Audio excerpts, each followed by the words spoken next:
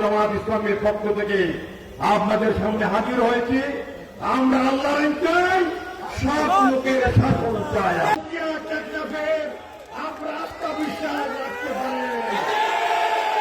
এই কথা বলে আমার পাশে ইতিহাস, আনোয়ারের ইতিহাস, শাহজাহান, মোহাম্মদ শাহজাহান। রাস্তাঘাটে মানুষ নিরাপদ আছেন না?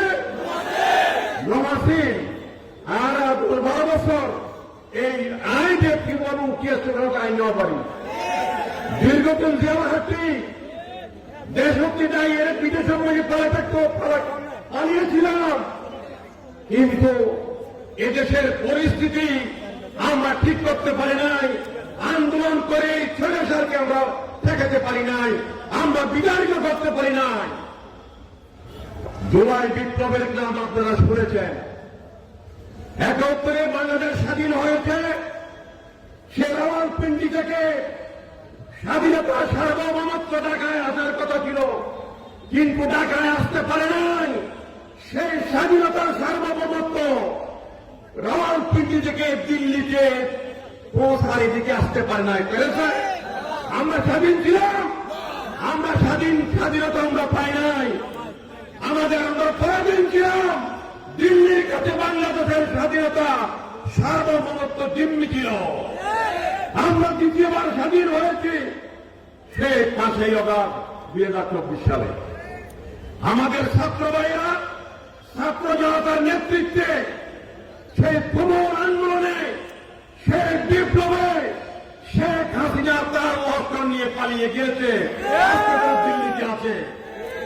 15 বছর আগে আল্লাহ জান্নাতবাসী মরহুম দেওয়ার হোসেন সাহেব বলেছিলেন, ও শেখ হাসিনা বেশি লাফাইও না, একটা যারা দেব দিল্লি গিয়ে পড়বে। ভাইয়ের আমার, আমরা আজকে মুক্ত পরিবেশে কথা বলছি। নতুন বাংলাদেশের নতুন নেতৃত্ব নিয়ে আপনাদের সামনে আমরা হাজির হয়েছি। সময় নাই, সামনে নির্বাচনের তফসিল ঘোষণা করা হবে। এরপরে আমরা নির্বাচনে আমরা নামবো জামাত ইসলামীর পক্ষ থেকে। আমরা শুধু ছাত্র যুব সমাজদেরকে নিয়ে আমরা আজকে একটু আয়োজন করছি, আমরা প্রস্তুতি নিচ্ছি। আমরা স্পষ্ট বলতে চাই, আগামী দিনের রাজনীতি হবে সত্য পরিচ্ছন্ন রাজনীতি, রাজনীতির রাজনীতি নয়, গালাগালির রাজনীতি নয়, ধমকের রাজনীতি নয়। সাংবাদিকদের এদেশ থেকে তাড়িয়ে দিতে হবে।